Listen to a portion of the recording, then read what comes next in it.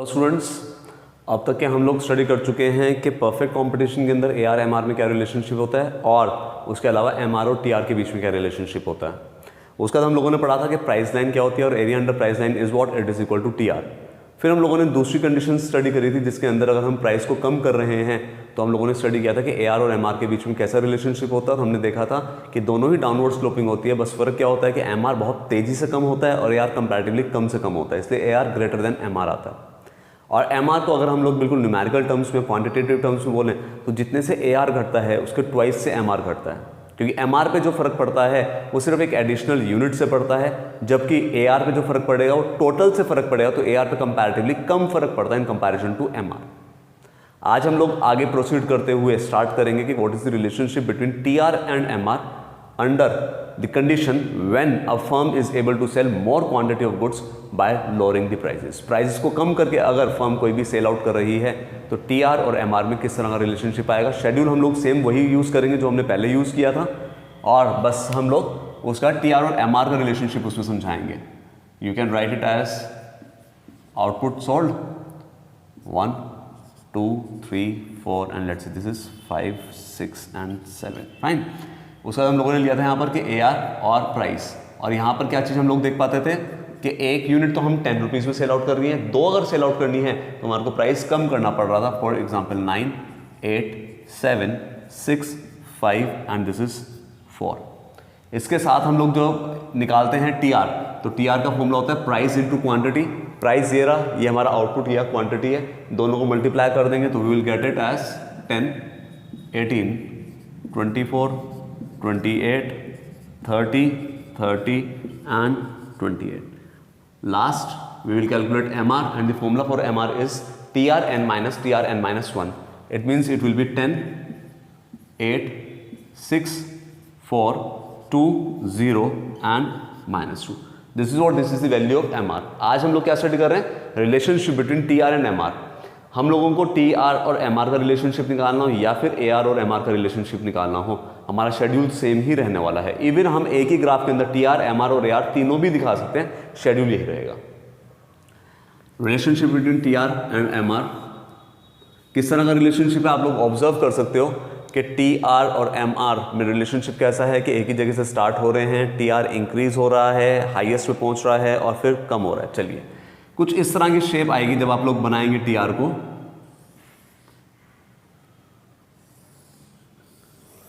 और MR की shape जो आने वाली है वो somewhat like this it will be coming. Fine. देखिए किस तरीके से इसका रिलेशनशिप हम लोग शो करेंगे। MR डिक्रीजेस, MR क्या हो रहा है? MR डिक्रीज हो रहा है, लेकिन क्या है? पॉजिटिव वैल्यू है MR की। MR डिक्रीज हो रहा है लेकिन MR की वैल्यू कैसी है? पॉजिटिव है। और जब तक कि इसकी वैल्यू यहाँ पर ये पॉजिटिव आ रही है TR विल इंक्रीज। ठीक है, यहाँ तक कि TR इंक्रीज करेगा। At what rate it is increasing? हाँ, ये इंक्रीज कौन सा? वो डिमिनिशिंग रेट पे कर रहा है। तो पहला पॉइंट जो रिलेशनशिप का आएगा बच्चे, वो ये रिलेशनशिप का पॉइंट आएगा, MR decreases and is positive, TR increases at diminishing rate. दूसरा जो सा पॉइंट आएगा वो आएगा मेरा इस वाले पॉइंट से कि when MR is what, it is 0। Fine. MR क्या आ रहा है? मेरा 0 आ रहा है, तो उस समय पर मेरी जो TR की वैल्यू आएगी, जब MR यहाँ पर 0 आ रहा है तो TR की वैल्यू क्या आ रही है? TR की वैल्यू यहाँ पर मैक्सिमम आ रही है इस पर्टिकुलर पॉइंट पर 0 एंड दिस इज मैक्सिमम। उसके बाद MR नेगेटिव में चला गया, मार्जिनल रेवेन्यू नेगेटिव में चला गया, और जब मार्जिनल रेवेन्यू नेगेटिव में चला जाएगा तो TR अब मैक्सिमम पॉइंट के बाद क्या करेगा? फॉल करना शुरू कर देगा। It will start falling. तो ये तीन लाइंस के अंदर हम लोग रिलेशनशिप शो करेंगे कि what sort of relationship is there between TR and MR। कैसा रिलेशनशिप है, समझ में आ गया? पहला, MR decreases and is positive, TR increases at diminishing rate, MR is 0, TR is maximum. उसके बाद MR जो है वो हमारा नेगेटिव में जा रहा है और TR क्या हो रहा है? उसके बाद फॉल कर रहा है। तो ये हुआ रिलेशनशिप हम लोगों का TR और MR के बीच में। ओके जी, क्लियर हो गया। अगर इसमें ही कहीं मैं थोड़ा सा चेंज करने की कोशिश करूं तो अगर मुझे बनाना ही है तो मैं ऑलमोस्ट इसे ऐसे भी बना सकता हूं, वैसे ज़रूरत नहीं पड़ेगी आप लोगों को। क्या शो कर रहा हूं मैं, इसे समझाता हूं अभी। इन केस मुझे एक ही ग्राफ के अंदर तीनों शो करने हैं तो ये हो गया MR, ये हो गया AR। मैंने एक हाइपोथेटिकल कंडीशन बना दी कि चलो टी आर घटता घटता घटता घटता जीरो भी हो गया, अगर टी आर जीरो हो जाएगा तो फिर ए आर मेरा जोन सा है वो एक्स एक्सिस को तब टच कर जाएगा। ये क्या किया मैंने, एक ही ग्राफ के अंदर तीनों आपको कंडीशन समझा दी कि भाई टी आर बढ़ता है मैक्सिमम होता है, टी आर घटते घटते अगर जीरो चलाएगा तो ए आर मेरा जोन सा है जीरो हो जाएगा। लेकिन in normal situations T R हमारा जीरो नहीं होता है, कुछ ना कुछ तो हम लोग अर्न कर ही रहे होंगे ना, टोटल रेवेन्यू कुछ ना कुछ तो आ ही रहा होगा, लेकिन फिर भी कंडीशंस ये फाइन।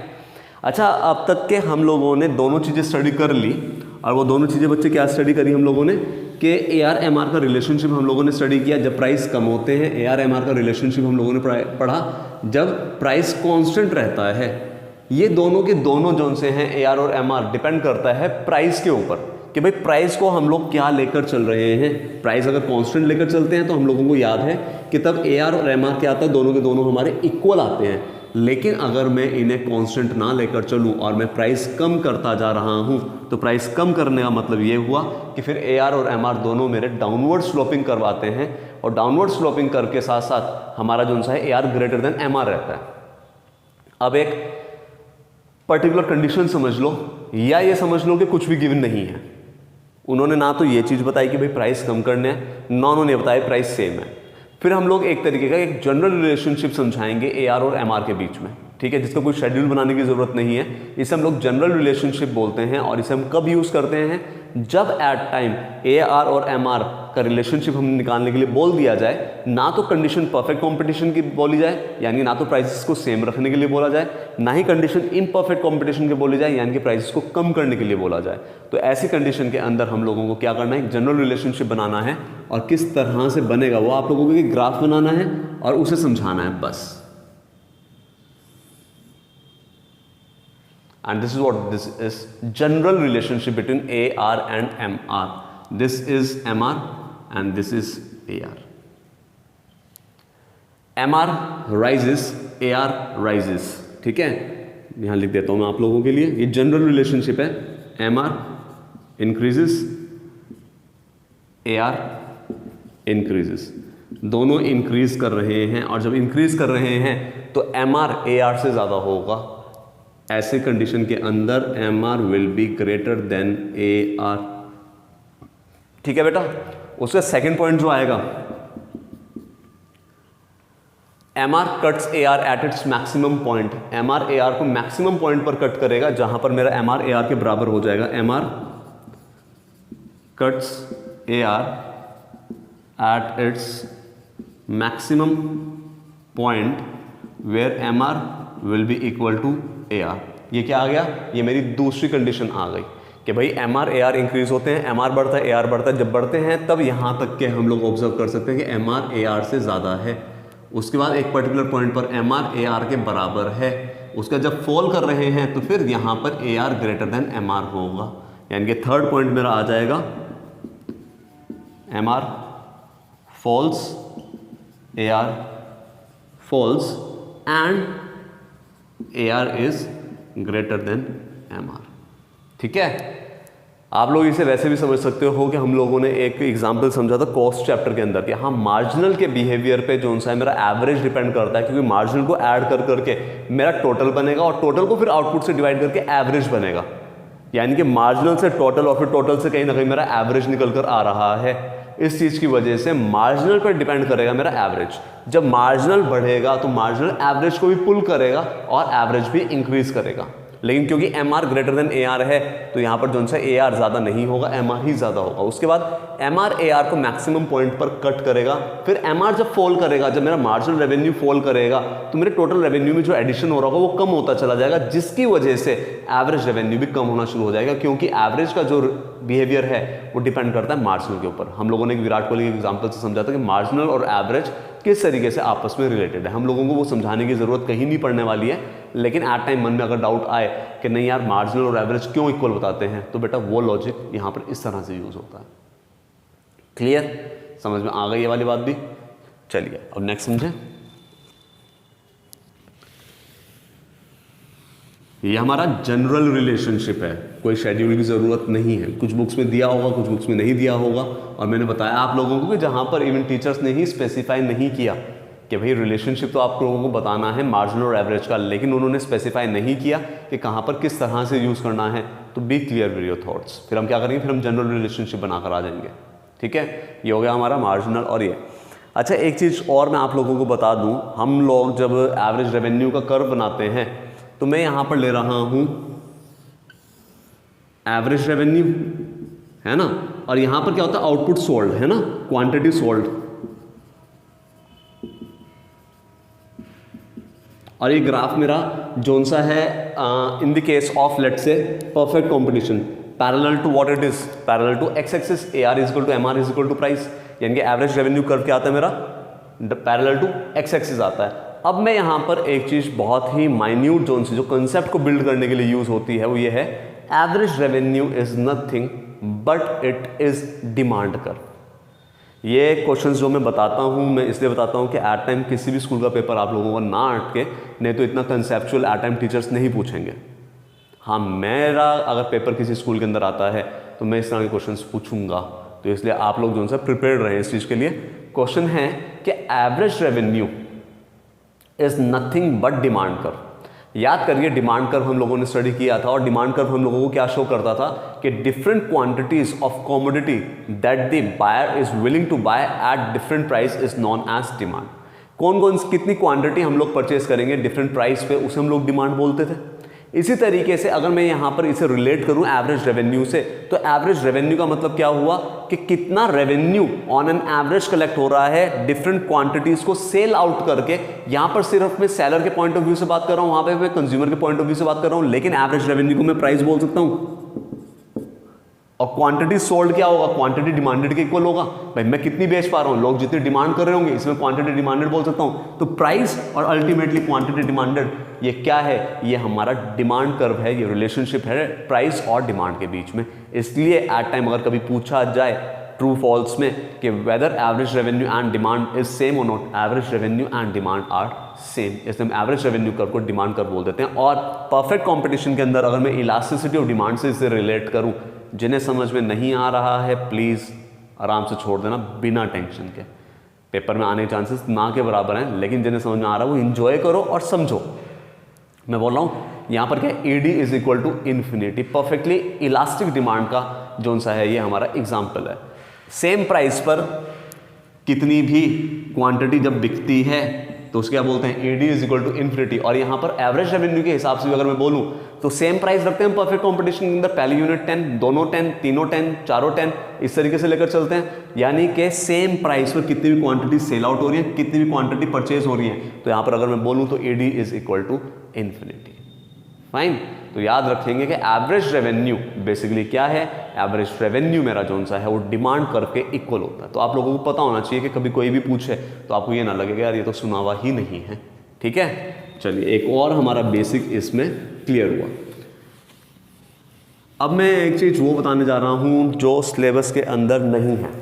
ठीक है, परफेक्ट कंपटीशन के अंदर बेसिकली हम लोग क्या करते हैं, परफेक्ट कंपटीशन के अंदर हम लोग जोन सा है सेम प्राइस पे यूनिट्स को ज़्यादा सेल आउट करते हैं। एक इम्परफेक्ट कंपटीशन भी होता है और उसमें मोनोपोली और मोनोपोलिस्टिक होती है। For the sake of convenience आप लोग अभी उसे रुक ही जाएं। रीज़न कि 2020 यानी कोविड के टाइम पर बेसिकली 21 के टाइम पर अभी ये मोनोपोली और मोनोपोलिस्टिक भी हटा है, तो आप लोगों को ऐसा ना हो कि कन्फ्यूजन क्रिएट हो। ठीक है, अगर किसी को सीखना होगा तो मुझे इंडिविजुअली बता देंगे, मैं उन्हें बता दूंगा कि किस तरीके से मोनोपोली और मोनोपोलिस्टिक का बनता है परफेक्ट कंपटीशन के अलावा।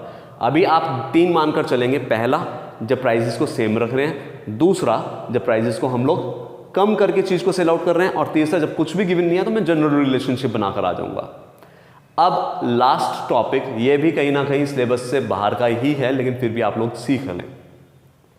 हमने जब चैप्टर स्टार्ट किया था तो मैंने आपको समझाया था कि रेवेन्यू और प्रॉफिट अलग अलग चीजें हैं, क्योंकि रेवेन्यू का मतलब क्या होता है कि कितना पैसा मेरे पास आ रहा है, और प्रॉफिट का एलिमेंट निकालने के लिए मैं क्या करता हूं, मैं रेवेन्यू में से कॉस्ट को माइनस करता हूं, तभी मैं प्रॉफिट एक्सट्रैक्ट कर सकता हूं कि मुझे अल्टीमेटली कितना प्रॉफिट हो रहा है।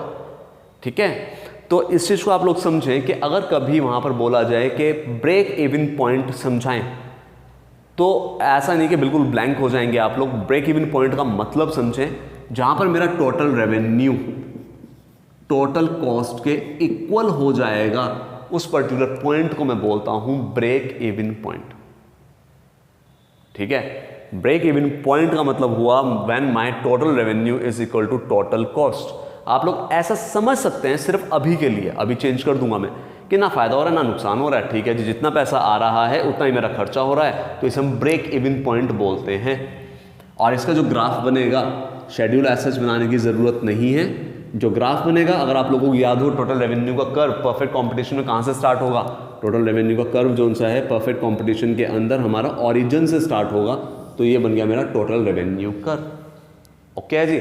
और अगर याद हो तो टोटल कॉस्ट का कर्व मेरा कुछ इस तरह से आया करता था, तो जहां पर ये दोनों के दोनों इंटरसेक्ट हो रहे हैं, जहां पर मेरा total revenue, this is what this is total revenue TR, this is what this is total cost, ठीक है, जहां पर मेरा टोटल रेवेन्यू और टोटल कॉस्ट दोनों के दोनों मेरे इक्वल हो रहे हैं जिस पर्टिकुलर पॉइंट पर, इस पॉइंट को हम लोग बोलते हैं ब्रेक इवन पॉइंट।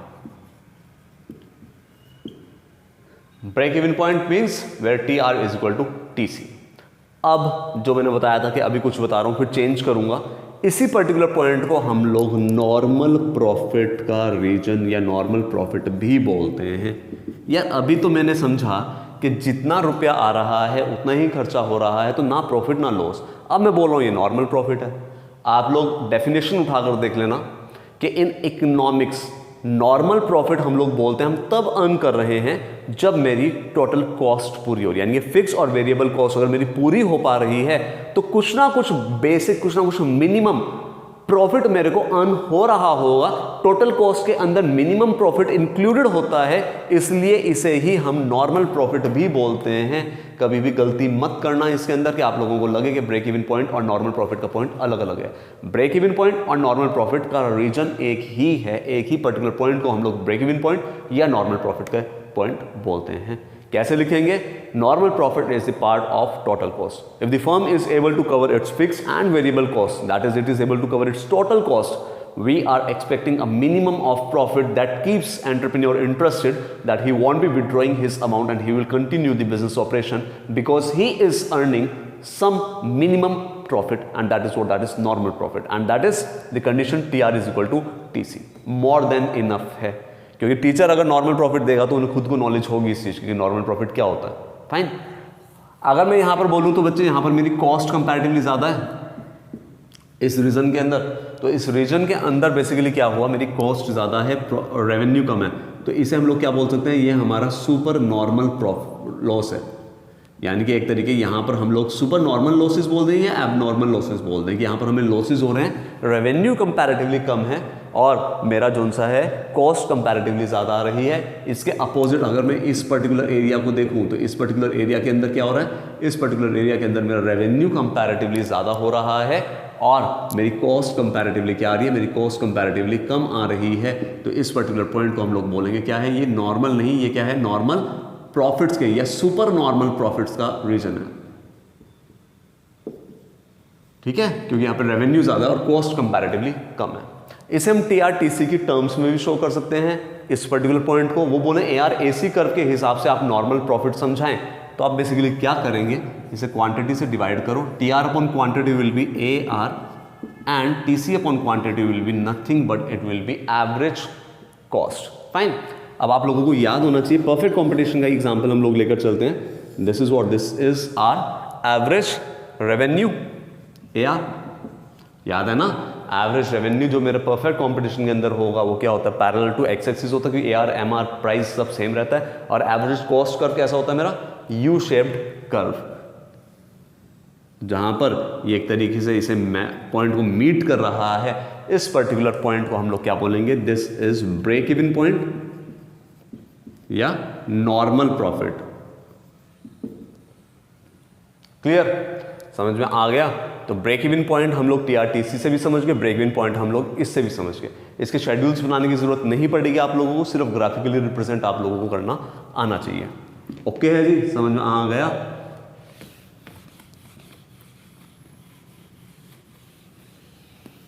बुक्स में गिवन हो ना हो थोड़ा सा एक्स्ट्रा भी करके चलते चलें, क्योंकि बहुत ज़्यादा नहीं करवा रहा हूं। अब next one is shutdown point. Shutdown point को समझो आप लोग कि ठीक है, अगर मेरी टोटल कॉस्ट पूरी हो रही है या एवरेज कॉस्ट पूरी हो रही है तो मुझे नॉर्मल प्रॉफिट आ रहे हैं, मैं अपने काम को बंद नहीं करूंगा। लेकिन शटडाउन पॉइंट को समझेंगे पहले ग्राफ के through. This is what, this is A R, this is A V C. और अगर आप लोगों को याद हो तो कुछ इस तरह की शेप जोन सी आएगी, यू शेप्ड कर्व होता ना एसी,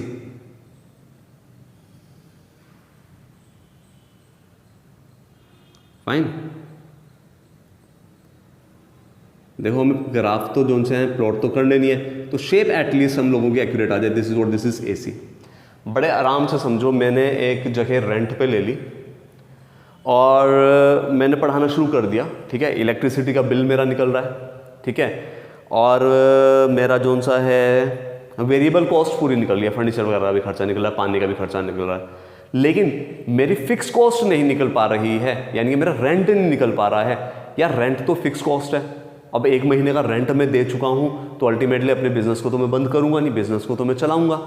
लेकिन लॉन्ग रन में जब मुझे अगली बार रेंट देना होगा तो हो सकता है कि मैं अपने काम को क्या कर दूंगा, मैं शट डाउन कर दूंगा, क्योंकि मेरा जो रेवेन्यू है वो मेरी वेरिएबल कॉस्ट के बराबर आ रहा है। और एक तरीके से लॉन्ग टर्म में मैं अपने बिजनेस को रन नहीं करूंगा, क्योंकि मैं अपनी फिक्स कॉस्ट को पूरा नहीं कर पा रहा हूं। Where a firm is only able to cover its variable cost and they are increasing the loss of fixed cost. In short run हो सकता है फर्म चला लें कुछ टाइम के लिए, लेकिन फिक्स कॉस्ट की जोन सा भी है हम अगर नहीं पूरा कर पा रहे हैं तो ultimately we will shut down it.